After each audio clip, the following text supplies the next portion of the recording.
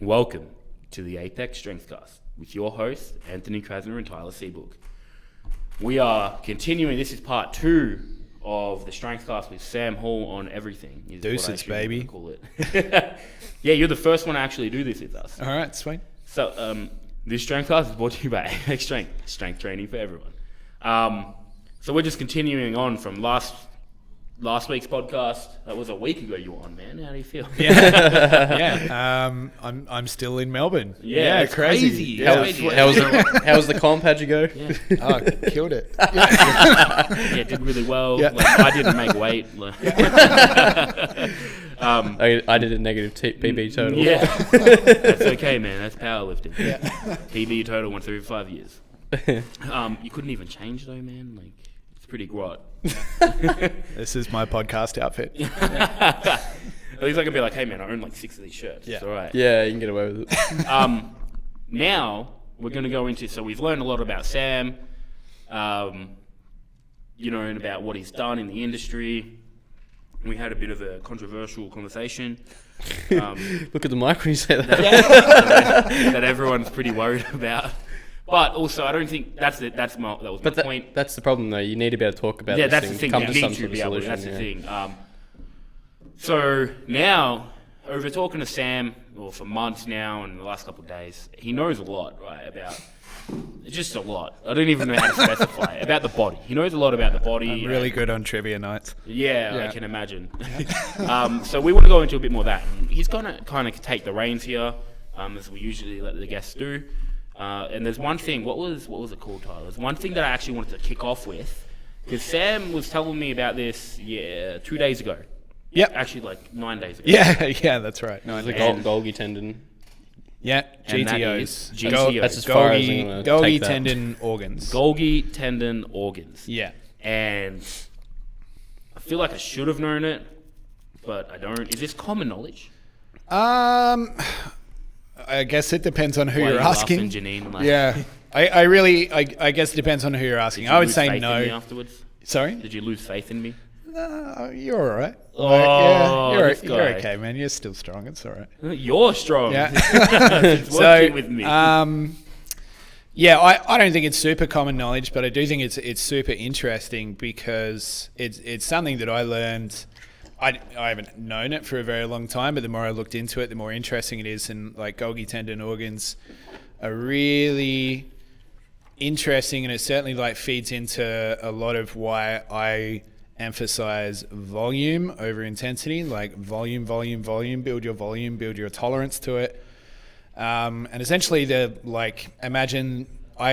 easiest way to describe it is that it's essentially like a stoplight for your body's like threshold for strength. So at each junction for your tendons, like your tendons have a certain amount of elasticity and strength. That means there's only a certain amount of force that can travel through that tendon at one given time before it snaps. If you've ever snapped a tendon, you know that it really sucks. Have either of you guys done that? So I tore my groin, which was apparently half on the tendon, half on the in the muscle belly. Yeah. So it's a combination. And yes, I couldn't squat over 100 kilos for six Brutal, months. right? So yes. Yeah. So what typically happens is imagine at the junction of each tendon, you've got a GTO, and that's essentially like the little green, amber or red stoplight for how much force you can take at any given time. So if you are pushing something, there's a lot of force starting to travel through there because obviously as muscles contract, they're dispersing force. If it gets to a point where it can no longer disperse any more force, if it hits its threshold, it will just stop the movement completely. And a lot of people have experienced that. I certainly have, where I've started pushing on something and then all of a sudden it was just like, nah, and like just completely collapsed. So a lot of your GTOs essentially regulate that response in your human body, which is really interesting because essentially like the more you train your tolerance to volume, the more you are bringing up your threshold for like that negative response from the GTOs. The more like volume you can tolerate, the less likely you are to actually start to find that. And you see that a lot, especially with like powerlifting. that, you know, somebody will go, I remember at a Worlds not even too long ago, like an IPF Worlds where a guy unracked, I don't know, 350 and then took it down and was just like grinding for maybe a split second and then just like literally collapsed and had absolutely nothing left in him. Right. And a lot of that comes down to those little functions. Like it's a lot more complex than that, but that's essentially what they are. So it's a defense mechanism. Yeah, pretty much. Like Yeah. it's your body's way of like, what you're doing to me right now is too much stress. Yep. I'm going to shut this down Yep. because if I don't, something's going to break. Yep. So it does. It just shuts it down. You know, when you're, whether or not it has anything to do with this, but like when you're in some sort of pain because something's not moving right or something's tight, is that because you know how you subconsciously will hip shift or do something so you're not in pain? Because being that defense mechanism, your body's not letting you do that movement properly because it's like it won't let you go in pain. Does that have anything to do with it, or is that a separate thing? Yes and no. I think like your body does very strange things in terms of pain and weakness. Like obviously if your body is in pain, it's literally telling you not to move through a specific range of motion or do a particular function. Like particularly if you are weak in a particular area, then your body will not allow you to move through the range of motion of whatever that muscle is that's weak. Yep. So your body has a lot of different ways of shutting things down and definitely compensating in some very funny ways, which I think is kind of what it sounds like. You're asking, like, does it come into cross compensation of movement? Like, yeah, big time. Obviously, if you've, let's say, like, you handle volume particularly poorly on a certain movement with a certain muscle function, and then that's getting shut down very rapidly, then your body will start to compensate by like shifting it somewhere else. Because like another thing that your body is great at doing is finding a way to get a task done no matter what. Yeah. So it's like if you tell it to do something, it's going to find a way to do it. Even though it's not going wrong, it'll figure out a way. Yeah. It's like, okay, like we got to bench press this.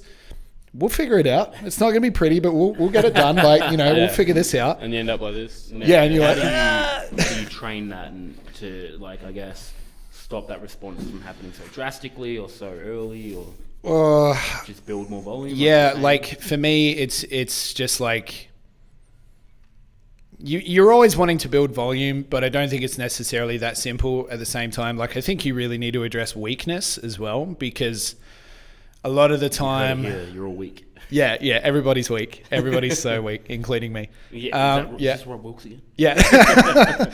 But like a lot of the time, like I tend to look at things really globally with people, and you have to address a lot of like little different weaknesses to start getting everything moving better. Like I hate the idea when somebody says like, how do I get better at chin-ups? Well, do more chin-ups. It's like, yeah, no shit. Like I have to do more chin-ups, but like what's actually the limiting factor in me being able to do one chin-up in the first place? If I can't do one chin-up and I want to be able to do more chin-ups, and the solution isn't do more chin-ups. Yeah, the solution has to be something else. Well, if you can't do one, then you can do one. Like yeah, right. Just shut up and do it. Jeez, it's so simple. Are you getting at like breaking down the movement and strengthening the muscle groups to help that one movement and then going back to it? Yeah. So, and as well, it's like, it's more than just the lats. Like especially with compound movements, all movement is very complex. Maybe not as complex, like it's not impossibly complex, but it's certainly not as simple as like just train your lats, because you're not just using your lats. You're using a lot of different things in that. And then you also have like individual variability where somebody might just have like a crazy ass way of pulling themselves up, and you have to like figure out how to optimize it, I guess, and get it better. Like, yeah. I don't understand that idea. Like just do more. Like, no, that's not the solution. Or like very rarely is that the solution. I think that comes from like powerlifting strength background where like specificity is king, and I absolutely agree with that. Like specific adaptations to impose demands always, but you need to look at the limiting factors of what's actually going to contribute to that movement in the first place. So is it like, I think people are afraid of breaking down the movements though, and you see that a lot. So like if you get someone new with a box squat, you'll be like when Wilkes came, he's like, why are they box squatting? Or why is this person box squatting? I'm like, well, you know, Yeah. they can't squat. Like, they need to learn positioning. They need to learn how to open up their hips. Like, there's a perfectly good reason to do a box squat. There's a perfectly good reason to do, you know, a partial bench press. You know, you don't just do them for the sake of doing them. Yeah. Breaking things down isn't a bad thing. You know, if someone can't squat, but you can break the squat down into 3 or 4 different movements, Yeah. and strengthen all those, and they're going to get better at squatting. And then it's also like looking at movement in like terms of weakness and tightness, because let's say like somebody's issue is that they round really severely at the, like in the starting position of a deadlift or at the bottom of a squat, and you see that, like what do you immediately think of? What's probably busted? They're rounding at the bottom of the squat brutally. What's going on? You mean like lumbar rounding? Yeah, like posterior pelvic tilt. Like, well, they've probably boom. got like tight hamstrings. Yeah. Like glutes. Okay, sure. But like, I tend to disagree with that. Or what's going on with yeah, like a lot of people immediately think that, but what I'm saying is that's not always the case. And you get, but if it's coming from the top, they're getting into a position where they can't actually sit through their hips, get their hips back. Yeah, so it's probably the hip flexors that are the issue. It's like because they're weak and they don't want to move into deep hip flexion, they don't want to allow that movement, they're probably what's restricting it. But then everybody's like, oh, it's tight hamstrings, and then just smash them with hamstring curls. No, you gotta know like what it is. Like, you can't just, all right, so here's the thing, like, I don't like the way you painted that. Like, you can't just look at someone and go, oh, I've seen this issue before, this is the reason. Yeah, that's like, exactly what I'm saying. Yeah. You need to, like, you know, assess and try different things, see what's going on. You know, we're really big on, like, referring people to Luke Smith, because he can give us better insight, because that's literally what he does. But something we talk about a lot is you can't just assume the same issue, you can't just assume it's caused from the same problem. Yeah, because it'll be caused by 20 different things. Yeah, it's almost never the same thing. Obviously don't understand. So, like, here's the thing, like, a lot of the time I found, you know, someone's, you know, getting a lot of lumbar rounding or butt wink. A lot of time it's mobility, but also they just don't know how to get into that position. Yep. Right, and they're not comfortable with it. Their body like won't let them. Yep. So what we do is we break the squat down. And a lot of the time that fixes it over weeks, right? And you get them more comfortable in like a position, then you gradually increase the range of movement.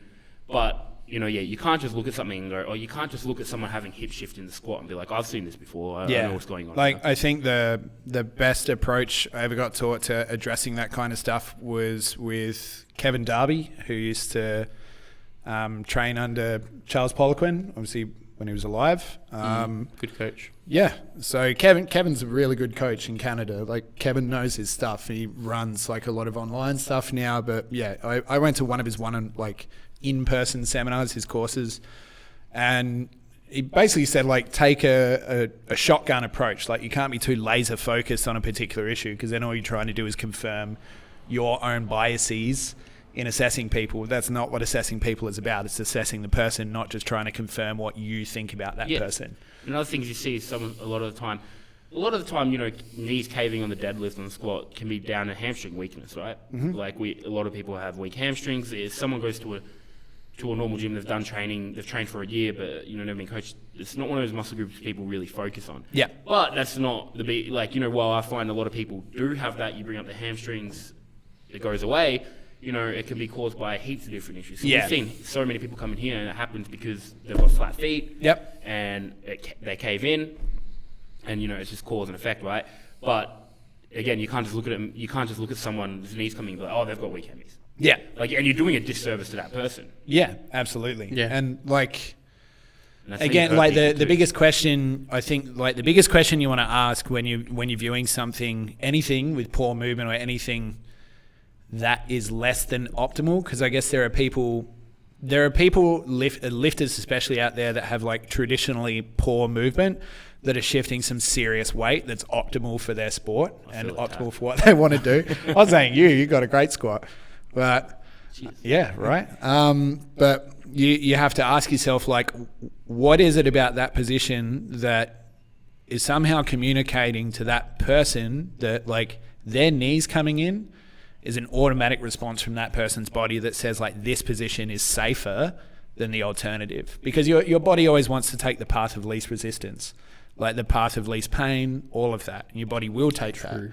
So what, like, we should be asking the question, like, why is this person's knees coming in? Like, what's creating the circumstance where that is somehow the stronger pattern than the one we want to start to look at? And I think if you start to ask that question, you can reverse engineer those things a little more effectively.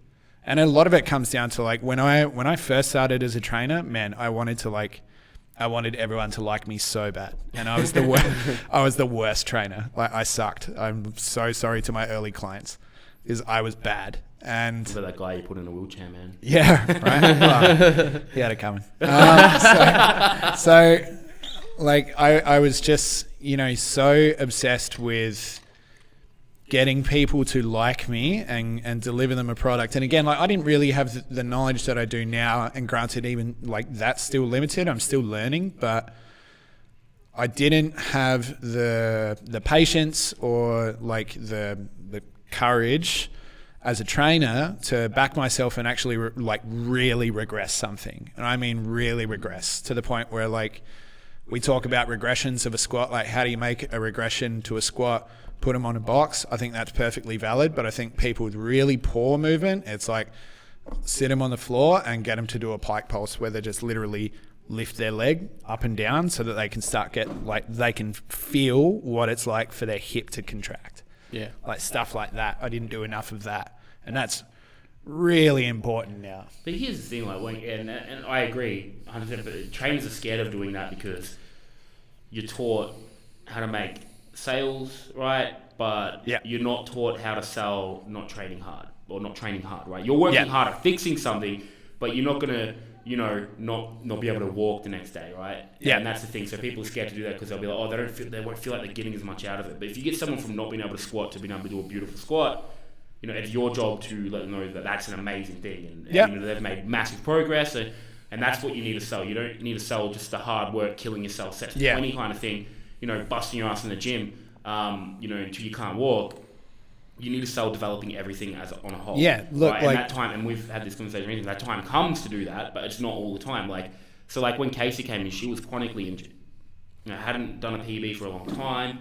Would squat and then would have to take 2 weeks off, right? Like, really badly injured. And it was just like, and she was pretty easy to convince too. She was like, just do what you need to do. And I don't think she did a barbell stuff for ages. There's a lot of isolateral work and everything, like unilateral work. I'm thinking unilateral work. Yeah. It's been a long podcast, but there's a lot of unilateral work, a lot of stuff like that.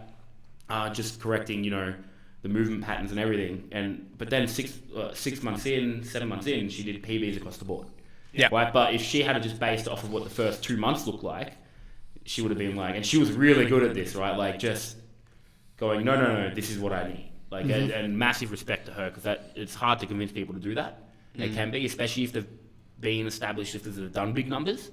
And now, look, all her lifts look really good. Like, she's stronger than ever. She doesn't have to take time off training all the time. Yeah, that's because we didn't do much for 2 months in the way of coming in and busting your guts out for 2 hours. Yeah, they've got to take their ego out, and it's like, she was very good at doing that. She didn't mind, all this little unilateral work where you're doing I think it's isolateral. Yeah, they're gonna have to pull you up there. Actually, you drop down to these weights where you're just like, I should be able to do 10 times this, but it's about bringing it back. Movements, like I'm doing, just doing the right body movements, weight lunges, moving the right way. and it's like when people say like, "Oh man, this shouldn't be this hard." It's like, what does that even mean? Like, this shouldn't be this hard. What's your frame of reference for that? You've never done this properly, and you've never done this like in this particular way. So what are you actually basing that I off love of? getting people to do like Bulgarian split squats, and they're like 30 kilos. They're like, why is this so hard?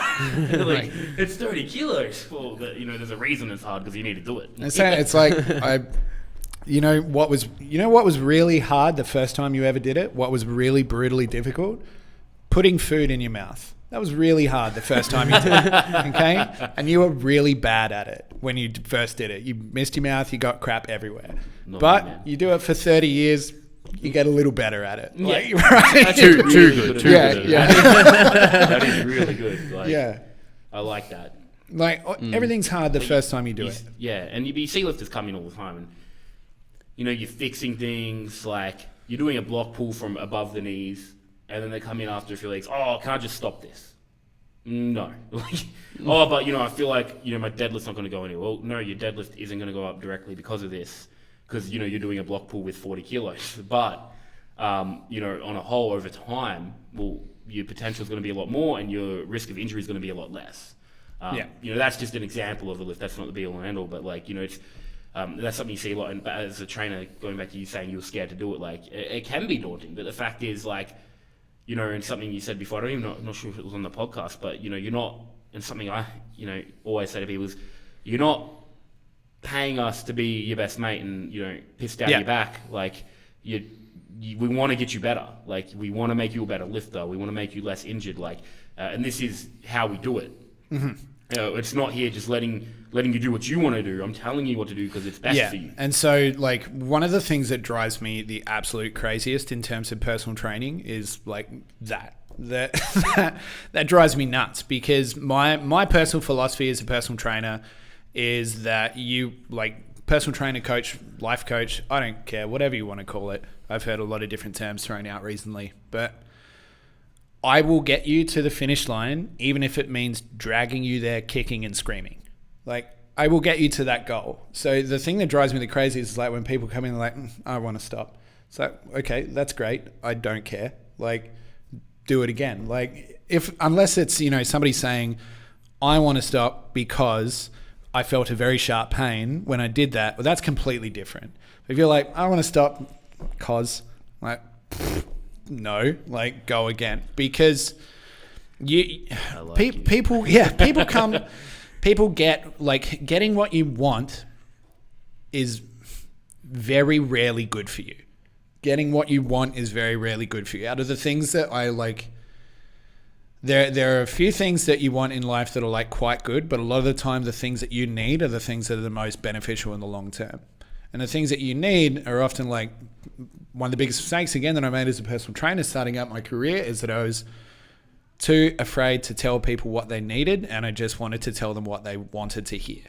And that does nobody any good, because people, if you went to a doctor, they're going to tell you what you need to do. There is no argument from a doctor. They write you out a prescription. They say, take this many pills, do it in this time, get it done. And you're okay. And you want them to be honest. Yeah, you want them to be honest. You're don't tell me that I don't have cancer. They're not oh no, you're doing good. No, it's all right. You're doing good. No, it's okay that you didn't go to don't worry about that growth. Antidepressants for a month. That's fine. No, it's all right. Let's not worry about that growth in your torso. Yeah.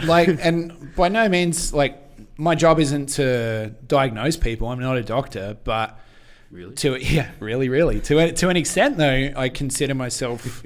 I like to consider myself a fitness professional in the sense that, I will tell you what you need, and I'm not necessarily going to be a dick about it, but I will tell you. That's where we differ. Yeah, I will tell you what you need to do. If your movement is busted, I'm going to tell you that your movement is busted. And not even on that. It's with, say, just training capacity, right? So you get people be oh, we're not you. We can't train as much or as hard as you. And you're well, no, I don't want that. I don't want you. I live an ideal lifestyle to train 5 days a week, agree. 3-hour sessions. Yep. But I want you to train as hard as you're capable of, or do what you're capable of, right?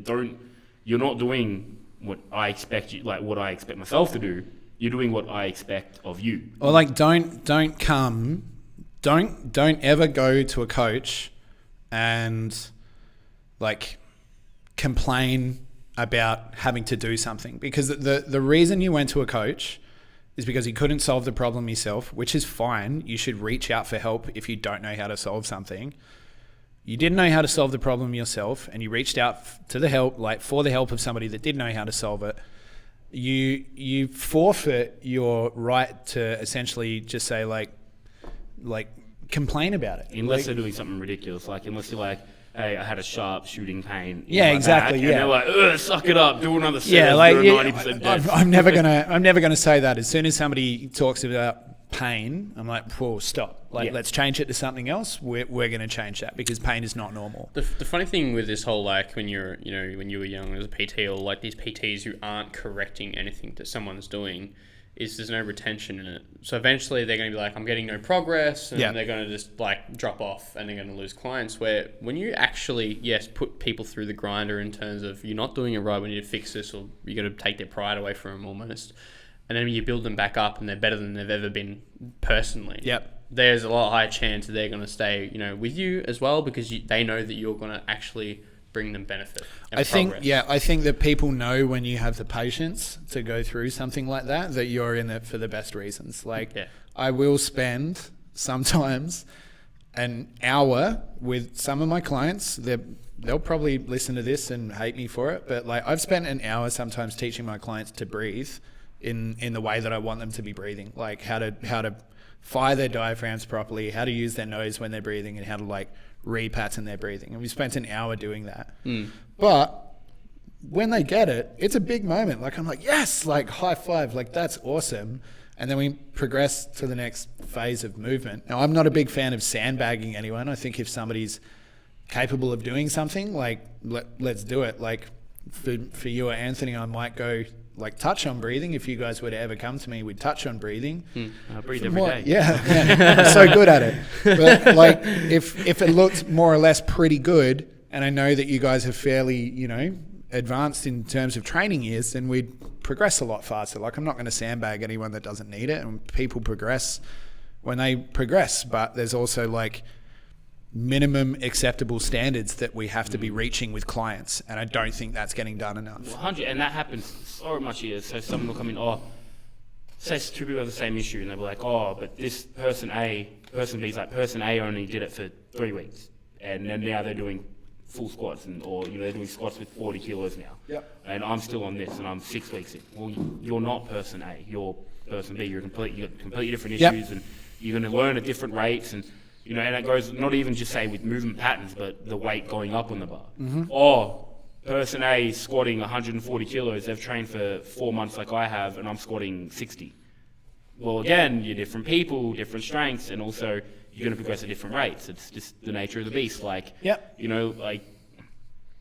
It's unfair. I walked in the gym and did a really big squat on my first sessions. Most people can't do that, but then it's unfair that Ray Williams probably did 220 kilos his first time. My bench press in terms of my limb length does not make sense. No. And I've always been able to bench press a lot of weight, but my squat really struggles. But me comparing myself to somebody else doesn't help. It doesn't add kilos to it. There's always exceptions to leverages, and because it goes into the whole science of a longer tendon and longer muscles more powerful.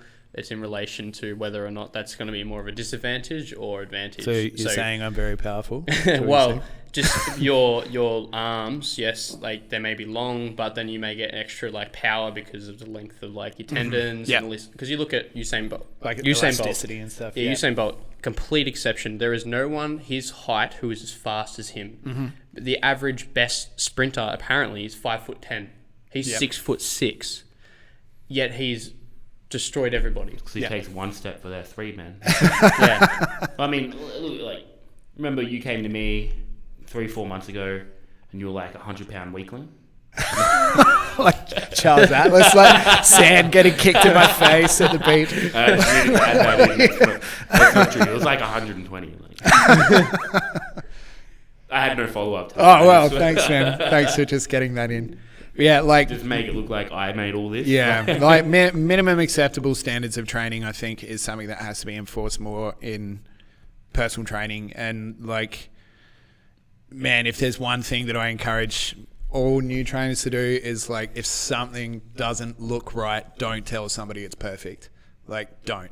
You don't have to tell them it looks brutal, but don't say perfect, good, awesome. Reward behaviors, but the result is still very clear.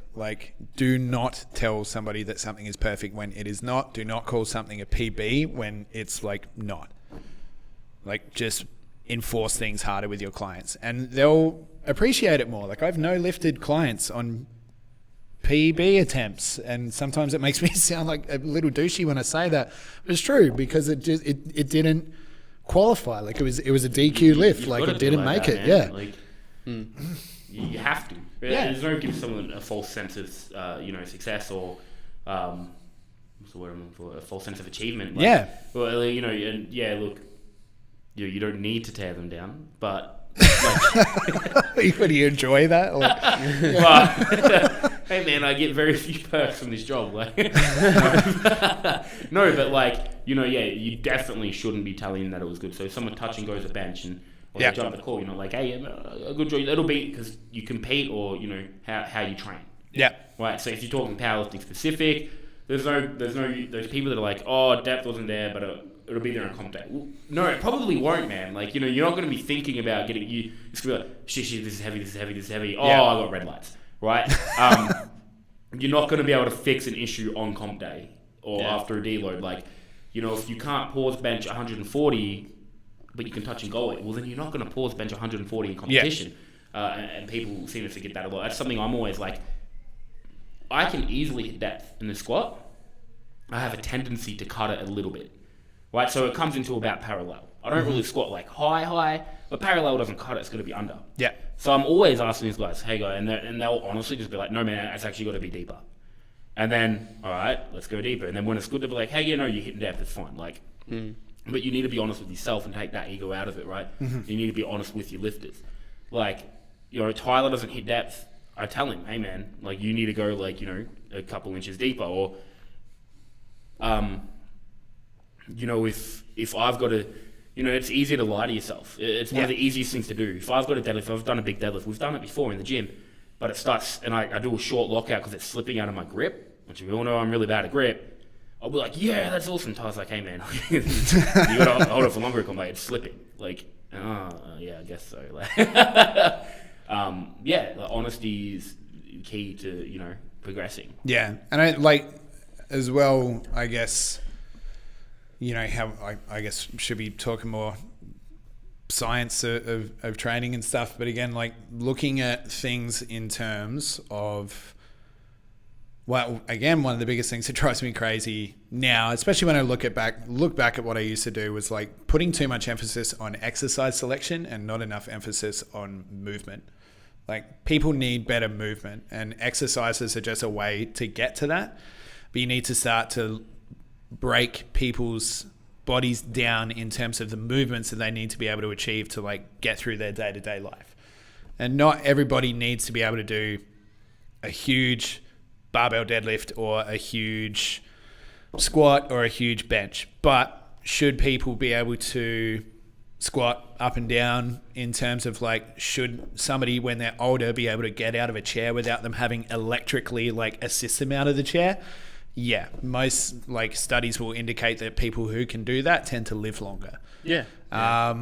Should you be able to like resist flexion? Should you be able to maintain as neutral a spine as possible when you have like forces acting to try and flex the spine?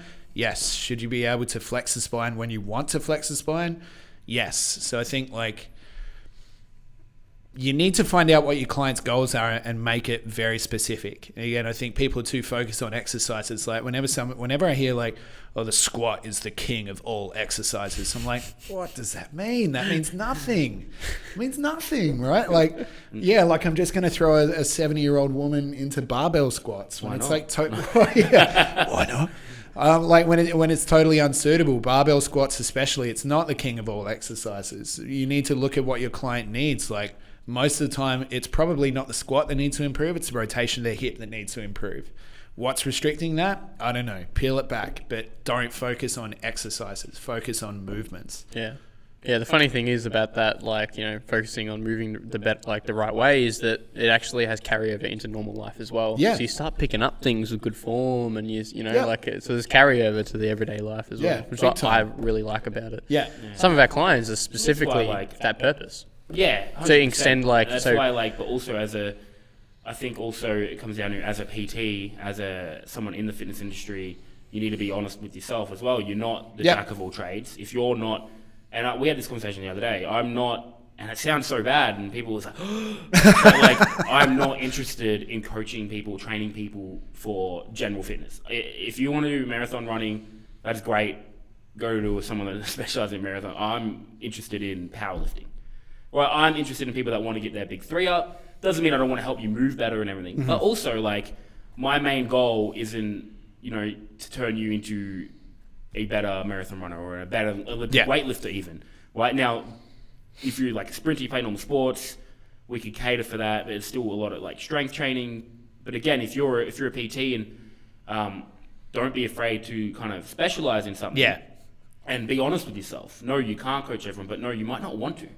Yeah. Early on, you might have to. Yeah, I think if you have like to pay rent, but also like if someone came to me and goes, "Hey, I want to be better at netball," I'm not going to be as passionate about coaching a netball player as I am coaching someone who goes, "Hey, man, I want to get my total up." Yeah. And you know that it sounds bad. People like, "Oh, you can't say, well, you can't be like that," and I'm like, "Well, yeah, I can." Like, and I have the luxury of being able to do and that. that's the thing, like, and that's what I want to do, like, and you know, I think that comes down to be honest with yourself, though. Don't just think about like earning potential and everything. Like, if you're going to specialize in something, really commit to that as well. You know, so like again, if someone wanted to come for more general movement and just be healthy in everyday life, I'm more likely to go to you or say Tyler, you know, because I'm like, and he's really interested in all that stuff, and well, it comes down to movement a lot of times, like.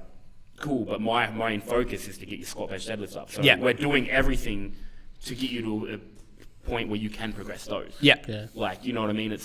And that's kind of thing. So don't be afraid of that either. Yeah, I think like out of all the very varied people that I do train, the common thread is that they are coming to me to get stronger. Like everybody that I train has a strength-based goal.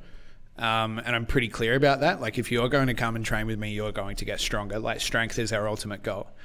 Strength in a powerlifting sense, maybe not, but you will get stronger. Like, you're going to get a lot stronger. And that's good. Like, So I consider more for PTs though. Like that's my area of focus, and PTs do need to do that more. I think, especially new, like a marathon runner, boxer. Yeah, like you can't promise the world to people, because like people have physical limitations. Like Usain Bolt is an incredible sprinter, like you said.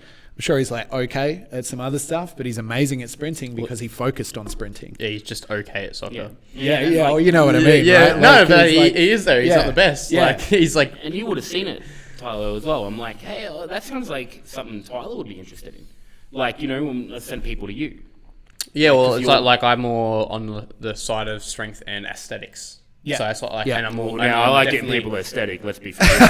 But if that's their only goal, I kind of like tune out because I'm like, hey, like I'm all about building muscle, filling your weight class, looking better in your weight class. That's a huge goal. But if your whole goal is, hey, I just want to like look a little bit better, I'm not really interested in like powerlifting. That's when I'm like, hey, go to Tyler. Like, he's going to help you. If somebody comes to me, maybe like think I want to turn people into fat people. If somebody, I never said that. If somebody comes to me and they want to do bodybuilding, I'm pretty upfront. I'm like, I'm not your guy. Like it's not my thing. It's not my passion, and I don't have enough knowledge in it to get you stage ready. However, this person does. Like, I'll direct you to the right person. But if you come to me like, so I don't like referring to rehab as a specialization as a PT, because you don't rehab people. That's not within your scope of practice. But certainly like helping people with pain, with their movement, and then like progressing them to like much stronger things. And eventually that does become like some variation of squat, bench, dead. But yeah, like you said, I think PTs need to... You won't know what your specialty is straight away as a PT, because I'm going to say this flat out, if you're a new PT, you're probably very bad. Like, you are probably quite bad. I certainly was. And that's okay, because you're brand new and it makes sense for you to be bad. You need to train as many different clients as possible and take on every opportunity that comes to you, because every single client is a piece of feedback, and every single client that says no to you, that's feedback. Every single client where you didn't get them to their goals, and I've had clients that I didn't get them to their goals and I let them down, that's feedback. That's like areas that you need to do better in, or areas that you probably aren't very strong in, and you can choose to get stronger in them, or you can choose to leave them alone. That's your prerogative. Every single client, they're all feedback, and you need to start to go through that process to refine that for yourself and find out who you are as a trainer and how you can best positively affect the people's like lives that you interact with. I think that's super important. Yeah, it's just a continued learning. Like, everybody doesn't know everything, so it's like even the best still could learn things. And also, when you look at the science side of things, it's constantly improving and changing as to what beliefs are actually what's beneficial about the human body and what's not beneficial, the better ways to move versus what previously they thought was a better way to move. Like, it's constantly updating and changing. So you can't be in a situation where you think you just, be all end all. Like, it's, and it's humbling as well, but it's just a reality. 100%. Yeah. It's like, just saying powerlifting, people like find something that works for a few people programming wise, and then they just stick to it. Yeah. And they won't read any more than no, this is good. Buy my program for $19.99. Yeah. Link is in the bio. Yeah, exactly, right. And they just won't stick to it. And then someone won't respond, and then it's that lifter's fault, not their fault. Like, always be hungry to learn and improve on yourself.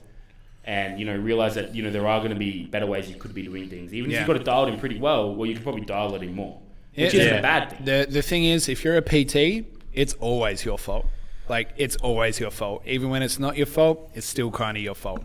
Because that person that refused to log their nutrition, there's something in the way that you communicated that to them that needs to be improved, because they didn't understand the gravity of, or the importance of, like, why they should be logging that in the first place. Yes, there are very stubborn people out there, but there's something in the way that you need to communicate to them, the gravity of it, that needs to improve. Like, if somebody failed to reach a goal, it's absolutely your fault. Even if they weren't coming in for their session, if they were missing sessions, like, you're never going to be able to save everyone. You're never going to be able to be the perfect trainer.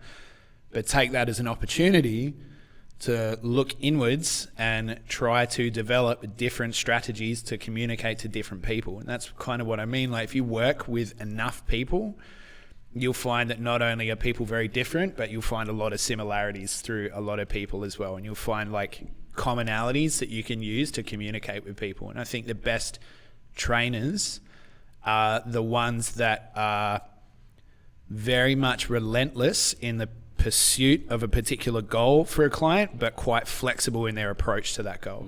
So the goal never changes. The goal is the goal. How we approach getting you to that goal is probably going to have to change quite a lot, though. Yeah. Now, you came in before and you were talking about being annoyed that more people don't train eccentrically, yeah. Eccentric ranges of like muscle contractions. Yeah. So what I mean is, most people tend to just train concentrically, like where they feel like where the muscle contraction is, like the muscle length is at its absolute shortest, where people that's where people feel the strongest. So you can imagine, like, here, like people squeezing their biceps and they just want to train them here. You just see guys like wrapping up bicep curls here, or somebody's doing an external rotation and it's just there. And that's garbage. Could you do that again, please? Yeah, I could. I'm gonna make so that do you a want GIF. like both? So it's garbage, because, like, the muscle contraction there is very weak in terms of, like, how much of that muscle you're actually gaining access to, like how much of it you're actually using. So when the muscle is at its longest, that is when it's under the greatest amount of tension. Like when it's at its, like, longest, like that eccentric range, that's when you can create the most tension with it. So once it gets shorter and shorter and shorter, something that especially drives me crazy is, like, when you talk about it in terms of hamstring curls or hamstring function. Like, I'm not a huge fan of curls and only curls. I prefer, like, eccentric length stuff, like eccentric holds on the GHD, where you're actually keeping the legs quite straight and you're training the hamstring when it's lengthened as opposed to just curled up, because the hamstring more or less acts to decelerate when you are, like, it's like the braking system of your lower body. Really, that's like its biggest function. So, like, Romanians you'd like then, with that stretch of the muscle? Yeah, I like Romanians. Like, I like a lot of that stuff, as long as it's moving things through their, like, fullest possible range of motion. But, like, just training muscles at their longer lengths, I think, is really important to actually, like, restore function to the muscle. Because really, if I'm training in end range flexion here, that's the only point where my muscle is actually going to be strong, is here. Yes. Whereas 95% of the action occurs here. Yeah. It's like when you see Like- people squatting, just say quarter squats, and then you get them go just a little bit lower with a lot less weight, and then Boom. bang, Yeah, down. crushed, crumpled. Same thing. Yeah. Because like eccentric range of the glutes, for instance, like people don't train their glutes eccentrically. People just train them concentrically. Like barbell hip thrusts are good. I like hip thrusts for building glutes. I think it's a good movement. There's nothing inherently wrong with it. But that's only one aspect of the muscle contraction that you're looking at. If you want to get a muscle strong, as in like properly stable, it has to be trained eccentrically, because most of the time eccentric lengths are where the muscle is at its most compromised, yet where people train it the least. So at the bottom of a squat, right? People come down the bottom of the squat, glutes switch off, a lot of rounding happens, and then a lot of the time people can't push out of the squat. They just kind of try to rocket out of the squat. It's a massive issue. Yeah, and then the spine is just like, I don't like this, like pop. And like that's happens, hip, whatever, something's going to take it. Quad. Yeah, something's going to go boom. And It just stuns me that people don't train eccentrically more. Like, why not go into a clamshell where you're actually in that position, identify where you are weak. Okay, I'm rounding at the bottom of my squat. My glutes are switching off. I can't feel my glutes contract. Like in a bodyweight squat, you should be able to feel your glutes contracting at the bottom. If you can't, that's an issue. So start to train it. Yeah. Would you argue that, like say pause squats, for example, like getting people strong, like in that position in the hole, would be a good way of training as well in terms of? I think you'd have to couple it with something. Like, Yep. I don't think that and that alone will do it. I really like pause squats for positioning, Yep. like for getting people to identify things that are starting to break down and making them like much more aware of what's going on. Yeah. But I think like the glutes themselves, yeah, they'll get like some carryover from it, but I think you'd have to be more targeted with it as well. Like if you say took a pause squat and then supersetted that with an isometric hold, like in a clamshell position, I think those two would be like, That's what you're getting. yeah, next training gangbusters cycle. with each other. Yeah. Like a million sets of those. Yeah. Yeah. I just giving you too many ideas. Yeah, I'm just like ways to punish him. Yeah. So like isometric holds, I think are really overlooked for that as well, because they stimulate a much better response from the muscle instead of like rep after rep after rep. Like don't get your clients to do 20 reps, get your clients to do like 5 or 6 holds instead. And you're probably looking at the same time under tension, except now they're not fatiguing as much. The technique isn't getting anywhere near as sloppy, and the muscle itself isn't like constantly turning off and on and off and on. It's just staying on that whole time. That's like, in my opinion, a way more effective way to approach it. Fair enough. Yeah. Yeah. Is there anything else that you guys would like to go over? I was just curious of like some common misconceptions in the body and how it moves, or what have you found in your years? Oh man, like, could you maybe give me an example?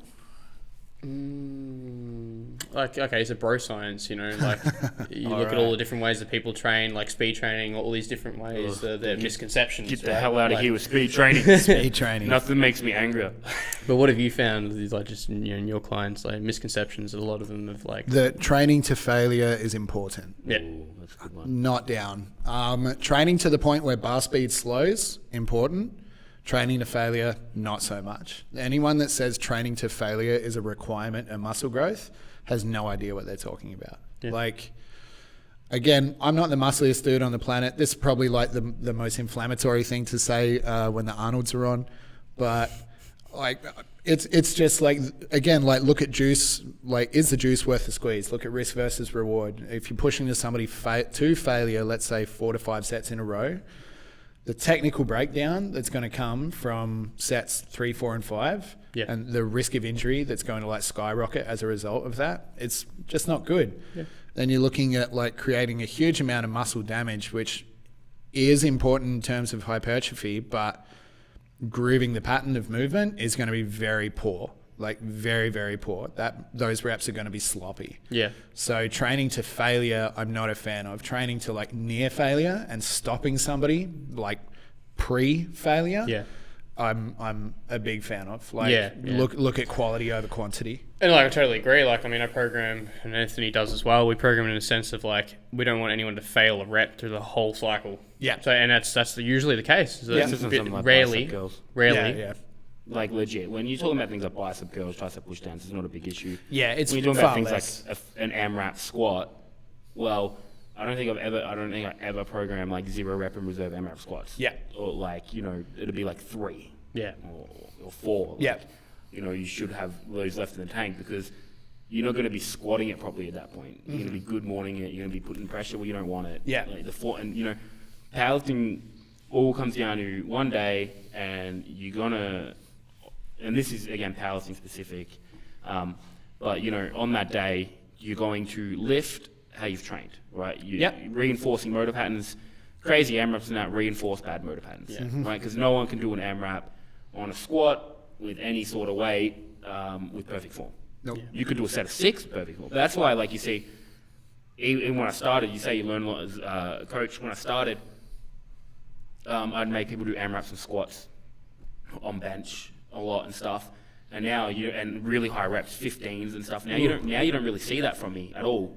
This is not worth the form breakdown, right? Yeah. And the ingraining bad motor patterns. Now it's stuff like I'll get them to do a lot of like lunges, or if they got a leg extension machine, stuff like that. But on the actual when things like the way you move is so important on those lifts, it's just not worth it. Yeah, I'm always like really explicit with my clients in terms of programming AMRAPs, because I don't mind programming AMRAPs, but I say like if the rep is going to be greasy, you stop.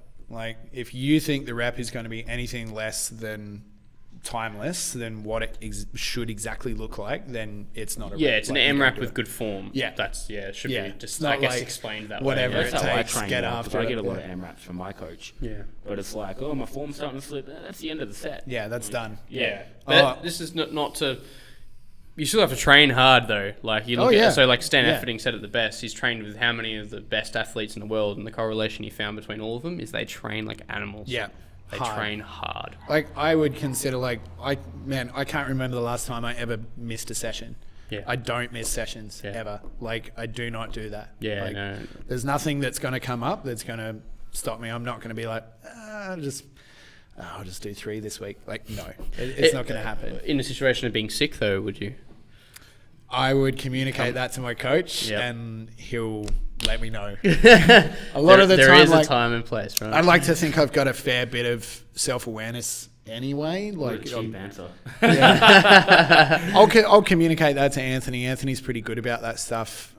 With that said, like I very infrequently get sick. I might get sick like once a year. So and it's for a coincidentally, couple you of don't days. miss sessions because you're rarely sick. So Yeah, it I'm works very out, rarely yeah. sick. There are people that get sick. I train clients that get sick fairly frequently, and I will tell them to drop intensities, drop whole days. Yeah. Like your recovery long term is more important than pushing it. Well, it's going to prolong the sickness. That's Yeah. what we've found. Because we used to push through... We used to just... You get the flu, you just keep training. Yeah. Me But and then... Tyler, like before we were coaches, you'd be like, dude, I think I've got a chest infection. I think I might just do leg press today. 5 by 30. Yeah. Easy. But then, and then you end up sick for a whole month and you wonder why. Yeah. And it's like, well, maybe I should let my body heal. Yeah, like sometimes you got to lose a battle to win a war. So yes. that's fine. good Another analogy. thing that drives me nuts with like misconceptions, I'm just going to put this out there. As soon as somebody else grabs your bar, the set is done. It's not all you. It's all you, baby. It's all you. Like nothing but pinkies. Nothing, like no. Like, Doesn't count. If somebody's grabbing your bar, your set is done. You know Doesn't what? count. Good thing Reps about over. powerlifting, that culture is not there at all. Yeah. Like powerlifting's great like that. That you rarely, because everyone's like, I don't want to touch it, but you better get it. Yeah. So it's really good. It is you.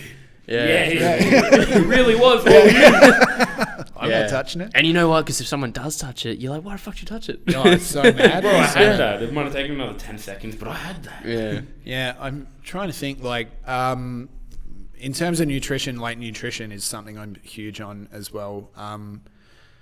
Please know that less is not always the answer. Eating less is very rarely the answer, and there's a couple of different reasons why. Like number one, if you feel like you're on a caloric deficit and you're not losing weight, then you are not on a caloric deficit. But what you should also be asking yourself is, why is my metabolism so busted that I'm eating such little food and still not losing weight? Yeah. There's something going on there that's bad. And a lot of the time it has to do with down regulation of your energy expenditure.